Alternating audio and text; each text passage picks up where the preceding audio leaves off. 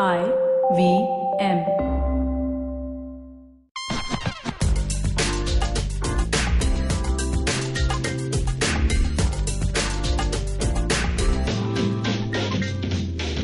You're listening to Wordy Wordpecker, Extraordinary Stories of Ordinary Words with Rachel Lopez. All right. Shh. Don't tell anyone what we're discussing. And if you do let it slip, let's just say you didn't hear it from me. But if you can, just lean in a little closer, keep your ears open and your lips tightly sealed. We're looking at the origin of the term gossip.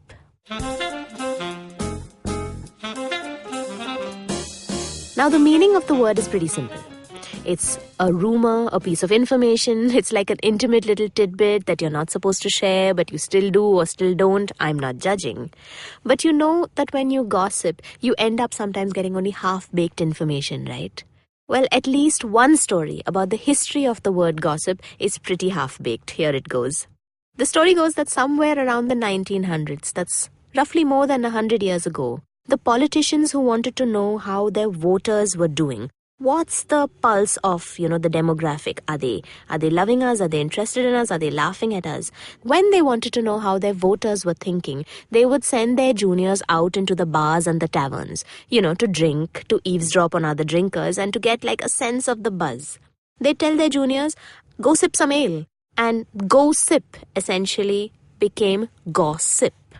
And this is why you should not believe everything you hear because that story is not true. The word gossip has actually been around since the 1200s. It's pretty old. Gossip actually comes from the Old English word god sib. So what is a god sib? It's a who actually.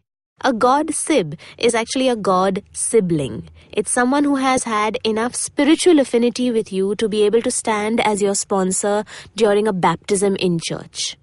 A god-sib is basically a godparent. And because you mostly make your close friends your godparents when you have children, the god-sib, the person, became someone you, I would imagine, would share confidences, share rumors, and share secrets with. And so a gossip essentially started out as a person, someone you could trade intimate information with. And eventually, a gossip became from a person to the idea of sharing the information, the little bit, the rumor, the tidbit itself. That's what gossip became. Today, it's possible to become a good gossip if you eavesdrop.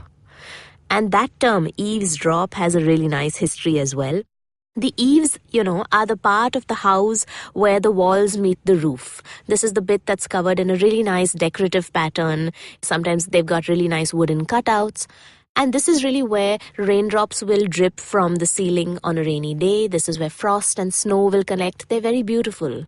But the eaves are also where, if you want to kind of sneak in and get a sense of what's happening inside the house and pay attention to a private conversation, the eaves are where you would stand and sort of listen in. And you would then become the person who hangs around the eaves, and you became the eavesdrop. And that's essentially where eavesdrop comes from. Hey man, if you need gossip, you gotta do something, right?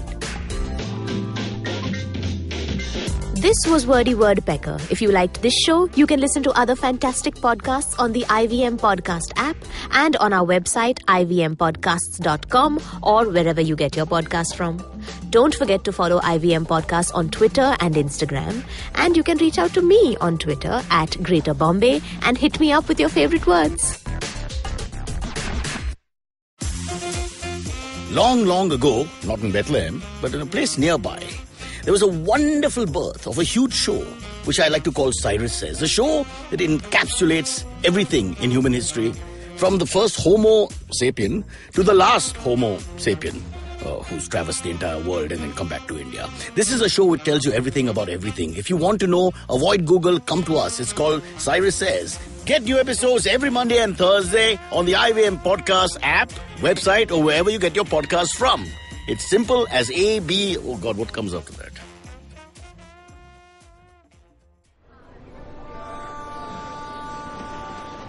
Did I just catch you on your way to work? Or did you end up pulling an all-nighter? Let me guess. You have a packed schedule for the day, the week, and probably the month and the year. That's a lot for your mind to handle, don't you think?